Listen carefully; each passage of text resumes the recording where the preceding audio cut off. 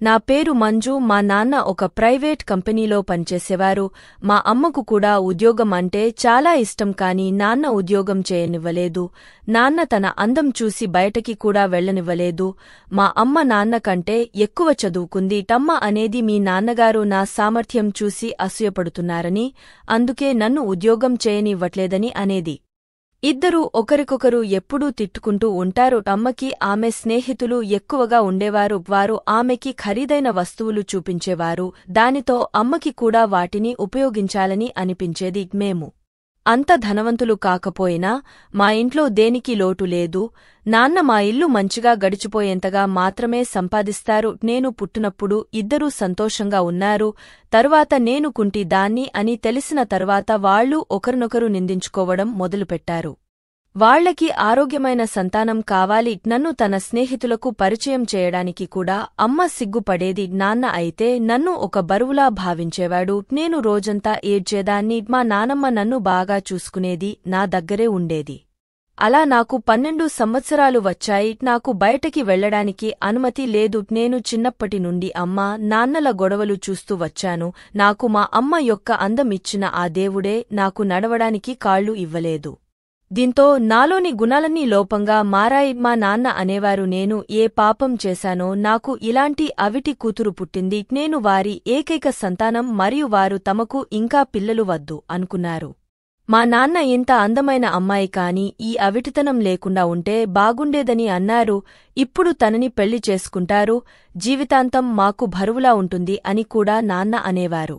నేను మా అమ్మ నాన్న నాతో ప్రేమగా ఉండాలని కోరుకునేదాన్ని, కాని వారికి నా వైపు చూడటం కూడా ఇష్టం ఉండేది కాదు. వారిద్దరూ ఎప్పుడూ విడిపోవడానికి గొడవలు పడుతూ ఉంటారు. మా అమ్మ నాన్నతో అనేది, నాకు విడాకులు ఇవ్వండి, నాకు మీతో కలిసి జీవించడం ఇష్టం లేదు.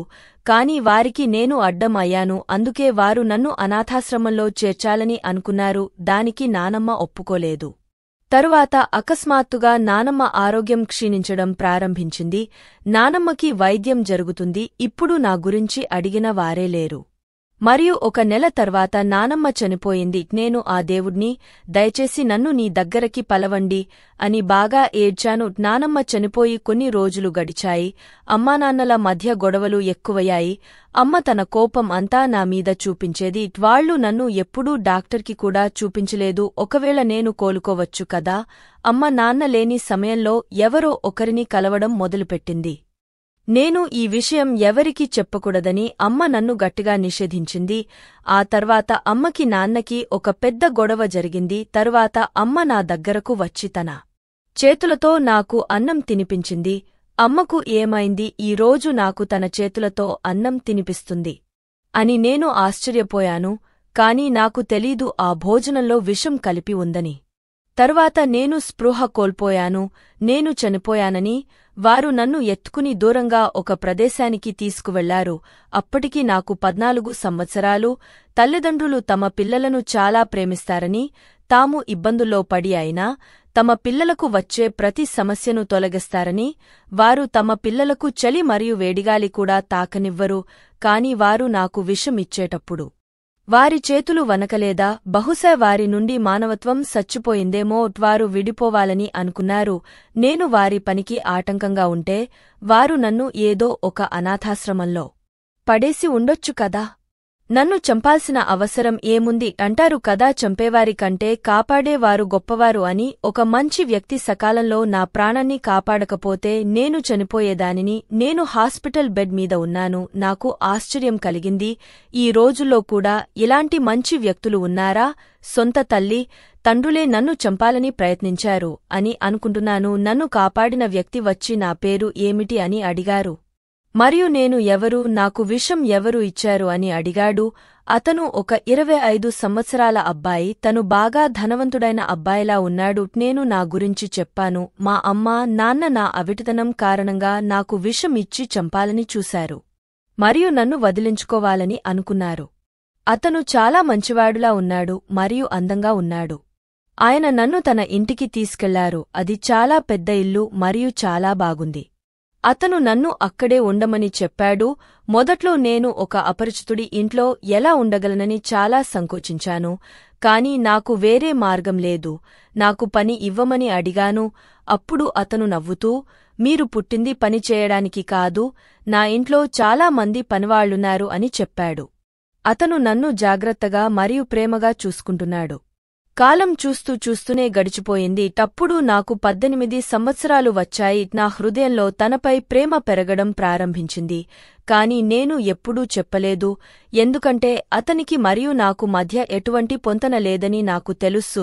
అయితే ఒకరోజు అతనే నన్ను వివాహం చేసుకోమని అడిగాడు. తన్లాంటివాడు నన్ను ఎందుకు పెళ్లి చేసుకుంటాడో అని ఆశ్చర్యపోయాను. కాని ఇదే నిజం. తను నాతో ప్రేమలో పడ్డానని చెప్పాడు. నేను కూడా అతని మాటలను నమ్మాను. ఆ సమయంలో అతని కళ్ళలో నాపై ప్రేమ స్పష్టంగా కనిపించింది. అతను నన్ను చాలా షాపింగ్ చేపించాడు మరియు నాకు కావలసిన అన్ని వస్తువులు తెచ్చి ఇచ్చేవాడు. మరియు ఒక రోజు అతను నన్ను వివాహం చేసుకున్నాడు. అవిటి దానినైనా నాకు ఆ దేవుడు ఇంత మంచి జీవిత భాగస్వామిని ఇచ్చాడని చాలా సంతోషించాను. అతనితో చాలా సంతోషంగా ఉంది. ఇప్పుడు నేను అతని ఇంటి యజమానిని. నాకు ఈ ప్రపంచంలో బతకడానికి ఒక తోడు లభించింది. అతని పేరు రోహిత్. ప్రతిరోజు పని నుండి తిరిగి వస్తూ నాకోసం తాజా గులాబీలను తెచ్చేవాడు. అతకి పెద్ద బిజినెస్ ఉందని, తను చాలా ధనవంతుడు అని నాతో చెప్పాడు. అతను నన్ను ఇంట్లో కూడా ఏ పని చేయనిచ్చేవాడు కాదు. నేను అతనితో కలిసి ప్రతి పార్టీకి వెళ్లేదానిని. ఇంత అందమైన వ్యక్తి వికలాంగురాలైన అమ్మాయిని పెళ్లి చేసుకున్నాడని అతని స్నేహితులు అందరూ ఆశ్చర్యపోయారు. కాని అంటారుగా, ఆనందం యొక్క ఆయుష్షు తక్కువ అని.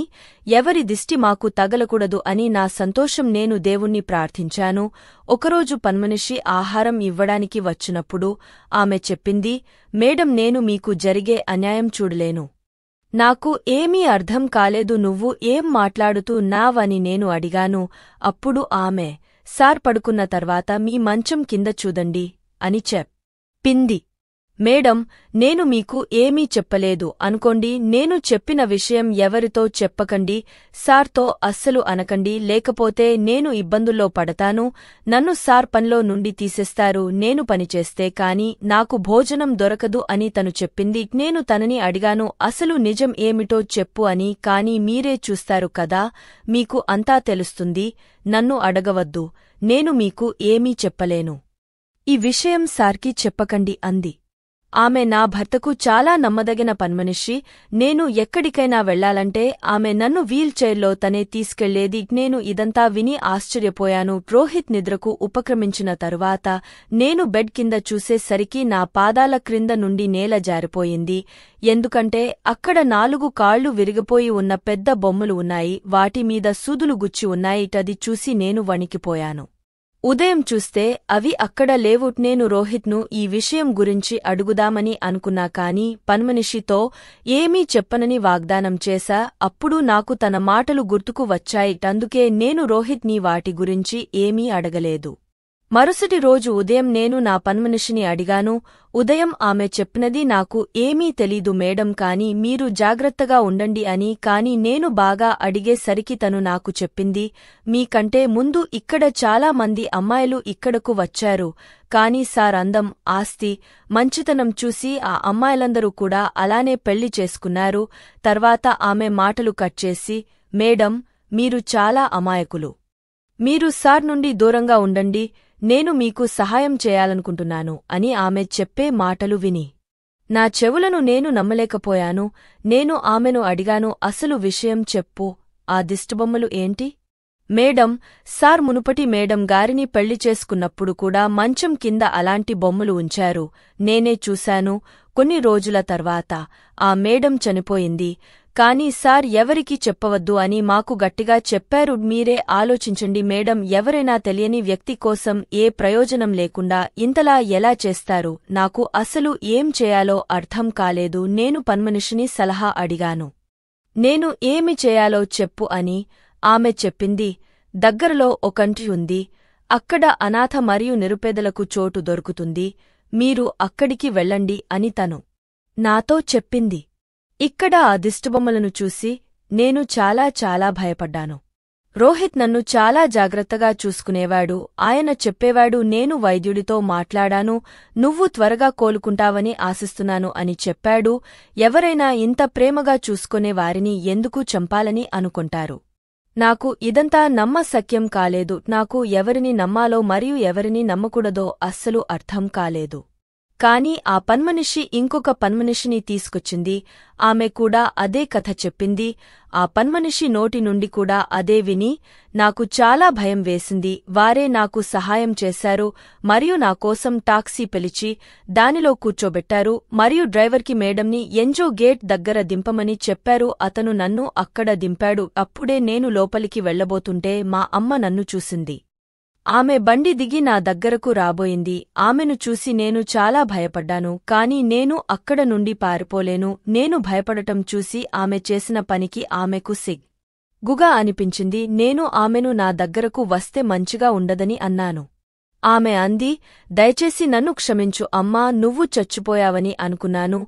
కాని నువ్వు బతికే ఉన్నావు అని నా దగ్గరికి రావటం మొదలుపెట్టింది. నిన్ను నేను ఎప్పటికీ క్షమించును అని నేను ఆమెతో అన్నాను. ఆమె నా పాదాల మీద పడి, ఆ రోజు నిన్ను చంపడం నా నిర్ణయం కాదు అని, నా తండ్రి నన్ను చంపకపోతే ఆమెను కూడా చంపుతానని బెదిరించాడని, అయినా నేను అలా చేసి ఉండకూడదు అని, ఆ సమయంలో నేను చాలా నిస్సహాయంగా ఉన్నాను అని అంది. నా నుండి అతను తనకంటూ ఒక ప్రత్యేక ప్రపంచాన్ని సృష్టించుకున్నాడు. మీరు ఇంటికి వెళ్లి నన్ను బాగా ఉంచుతారని నేను ఎలా నమ్మగలను? నన్ను కొట్టవని, నాతో తప్పుగా ప్రవర్తించవని అని నేను ఎలా నమ్మాలి? నేను అడిగాను. అప్పుడు మా అమ్మ అంది, అమ్మా, నన్ను నమ్ము, నా వేదనకి కొంచెం అయినా ఉపశమనం కలుగుతుంది. నాకు ఒక అవకాశం ఇవ్వు. నా హృదయం కన్నీళ్లతో నిండిపోయింది. నేను ఆమెను కౌగిలించుకుని చాలా కన్నీళ్లు పెట్టుకున్నాను. ఆమె నన్ను తన ఇంటికి తీసుకువచ్చింది. నేను అడిగాను, నాన్నా, నువ్వు ఎందుకు విడాకులు తీసుకున్నారు అని. మమ్మీ చెప్పింది, మీ నాన్నకు నాతో జీవించాలని అస్సలు అనిపించలేదు. అతను నాతో జీవించడానికి ఇష్టపడడు. నిన్ను చంపడానికి నేను మద్దతు ఇవ్వకపోతే అతను మన ఇద్దరినీ చంపేస్తానని బెదిరించాడు. అందుకే నేను ఆయనకి సపోర్ట్ చేసి ఉండకూడదు. కాని మీ నాన్నగారు రెండో పెళ్లి చేసుకున్నారు. తర్వాత నేను మీ మామయ్య వాళ్ల ఇంటికి వెళ్లాను. కాని అక్కడ కూడా నాకు మద్దతివ్వలేదు. నీ భర్త రెండో పెళ్లి చేసుకున్నాడు అంటే తప్పు నీదే అని నన్ను నిందించారు. అక్కడ నుండి నేను వచ్చేశాను. మీ నాన్న కొత్త భార్యతో పాటు నన్ను కూడా తనతో ఉంచుకోవడానికి సిద్ధంగా ఉన్నాను అన్నాడు. కాని నేను ఆ మనిషితో జీవించడానికి ఇష్టపడలేదు. తరువాత నేను మీ నాన్న యొక్క స్నేహితుడిని ఇష్టపడ్డాను.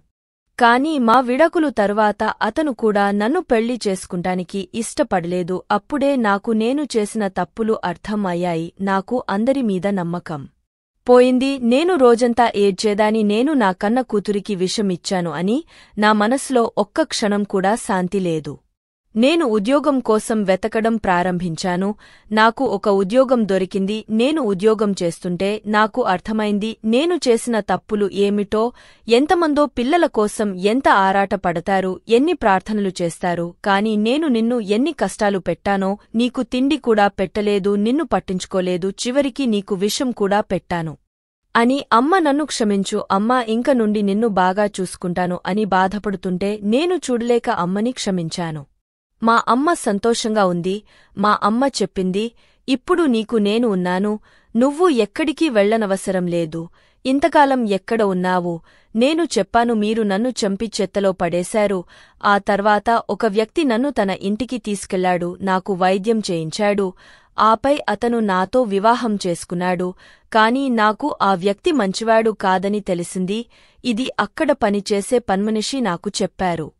అంతకుముందు కూడా అతను చాలా పెళ్లిళ్లు చేసుకుని తన భార్యల్లా ఉండే బొమ్మలను మంచం క్రింద ఉంచాడు. మరియు కొన్ని రోజుల తరువాత అతని భార్యలు చనిపోయారని నాకు తెలియగానే నేను అక్కడ నుండి వచ్చేశాను అని చెప్పింది. మా అమ్మ చెప్పింది, ఇందులో తప్పు నాదే. నేను నిన్ను సరిగ్గా చూసుకుని ఉంటే నీకు ఇన్ని తిప్పలు ఉండేవి కావు. కాని ఇక నుంచి నేను నీకు ఫిర్యాదు చేసే అవకాశం లేకుండా నేను నీకు మంచి తల్లిగా అయి చూపిస్తాను. ఇప్పుడు నేను మా అమ్మతో కలిసి జీవించడం ప్రారంభించాను. ఆమె నాతో చాలా మాట్లాడేది.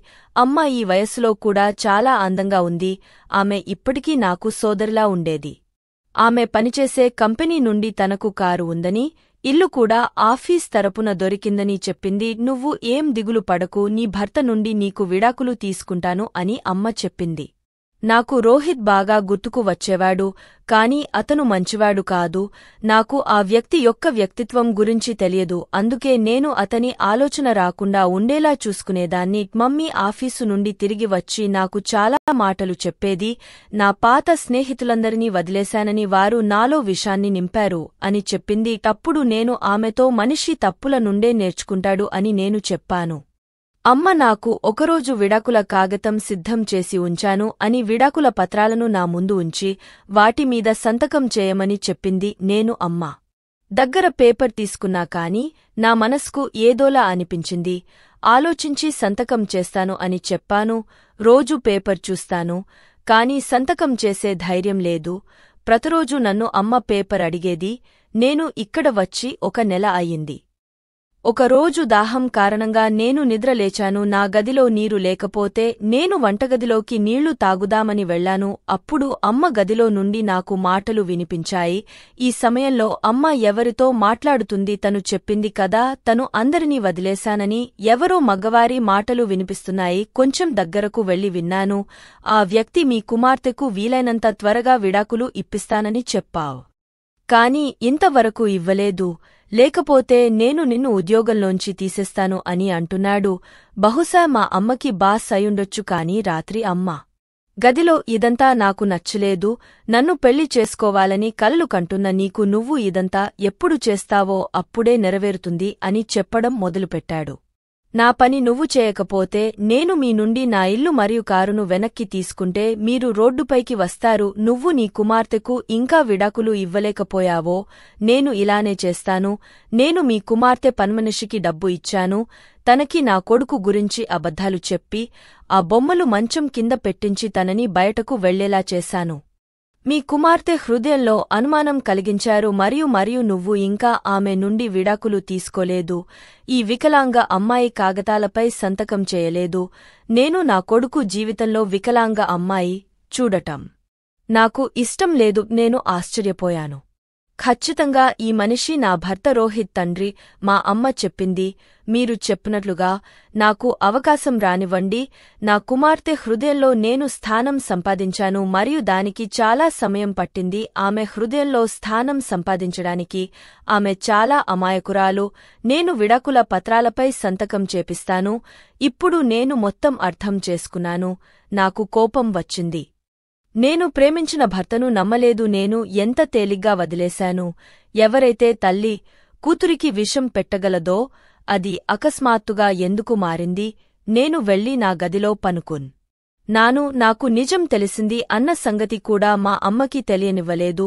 ఆ మరుసటి రోజు నుండి తన పన్మనిషి నాపై దృష్టి పెట్టడం గమనించాను. మొదట నాకు అర్థం కాలేదు. మమ్మీ ఆఫీస్కి వెళ్ళింది. నేను ఆ పని మనిషిని అడిగాను, నువ్వు నాకు సాయం చేయి. మా అమ్మ మంచిది కాదు. ఆమె నాకు నా భర్తకి విడాకులు ఇవ్వాలని మరియు నా ఇంటిని నాశనం చేయాలనుకుంటుంది. నేను చెప్పాను, నా మీద జాలి చూపు. నీకు ఎంత డబ్బు కావాలన్నా ఇస్తాను అని నా చేతిలో ఉన్న బంగారు గాజులు తీసి ఇచ్చాను. తను కూడా ఒప్పుకుంది. ఆ తర్వాత నేను చెప్పాను, నీకు ఎంత కావాలో అంత డబ్బు ఇస్తాను, నన్ను నా భర్త దగ్గరకు తీసుకొని వెళ్ళు అని చెప్పాను. ఆమె సంతోషంగా ఉంది. ఆమె నన్ను ఆటోలో కూర్చొని నేరుగా రోహిత్ వద్దకు తీసుకువచ్చింది. నా భర్త ఇంకా నా జ్ఞాపకాలతో బతుకుతున్నాడు మరియు నా కోసం దిగులుతో చాలా బలహీనంగా అయ్యాడు. నన్ను చూడగానే ఎక్కడికి వెళ్ళిపోయావ్ చెప్పకుండా, నేను నీకు ఏం తక్కువ చేశాను, నన్ను ఎందుకు వదిలి వెళ్ళిపోయావని నన్ను పట్టుకొని చాలా బాధపడ్డారు. నేను జరిగినదంతా చెప్పాను. ఆ పన్మనిషి ఇంట్లో లేదు. ఇదంతా మీ నాన్నగారు మా అమ్మ కలిసి చేశారు. ఆయనకి ఒక కుంటి కోడలు తన కొడుకుతో ఇష్టం లేదు. అందుకే ఆయన మా అమ్మతో పని మనిషితో కలిసి ఇలా చేశారు. మా నాన్న అసలు మంచివాడు కాదు. ఆయనకి నాకు పడదు. అందుకే నేను వేరుగా ఉంటున్నాను. ఆయన చాలా మంది ఆడవారిని డబ్బులు ఆశ చూపించి తరువాత వారిని పెళ్లి చేసుకుంటా అని చెప్పి మోసం చేస్తారు అని రోహిత్ చెప్పారు. మా అమ్మకి కూడా అలానే జరిగిద్ది అని నాకు అర్థం అయింది. నేను రోహిత్ని మనందుకు క్షమాపణ అడిగాను. సొంత తల్లి తండ్రి విషం పెట్టి చంపాలనుకున్నారు. అలాంటప్పుడు నేను ఎవర్ని నమ్మగలను అని తనతో చెప్పాను. రోహిత్కు నేను ఇంటి నుండి వెళ్ళిపోయినప్పుడు ఆ పన్మనిషి నేను నా తల్లిదండ్రుల వద్దకు తిరిగి వెళ్ళినట్లు రోహిత్తో చెప్పింది. మీ భార్య ఇప్పుడు తిరిగి రాదని రోహిత్కి చెప్పింది. రోహిత్ ఆ పన్మనిషిని పనిలో నుండి తీసేశాడు. ఇప్పుడు నేను నా భర్త దగ్గరికి వచ్చేశాను. ఆయన నన్ను చాలా బాగా చూసుకుంటారు. నాకు కూడా ఆయన అంటే చాలా ఇష్టం.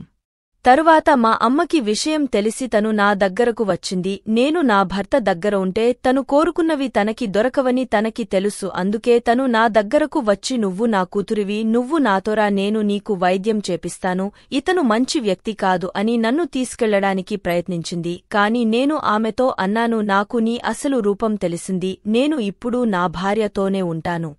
నేను అమాయకురాలిని కాబట్టి నీ మాటలు నమ్మి నీతో వచ్చాను.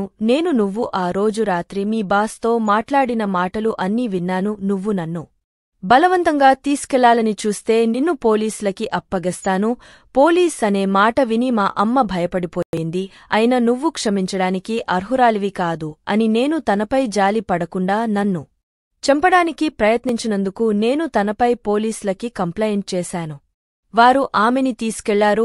నేను అలా చేసి ఉండేదాన్ని కాదు, కాని ఆమెను అలానే వదిలేస్తే నన్ను ప్రశాంతంగా బతకనివ్వదు. ఇప్పుడు నేను నా భర్తతో సంతోషంగా ఉంటున్నాను. నా వైద్యం కోసం నా భర్త నన్ను వేరే దేశం తీసుకెళ్లాడు. అక్కడ నాకు వైద్యం జరుగుతుంది.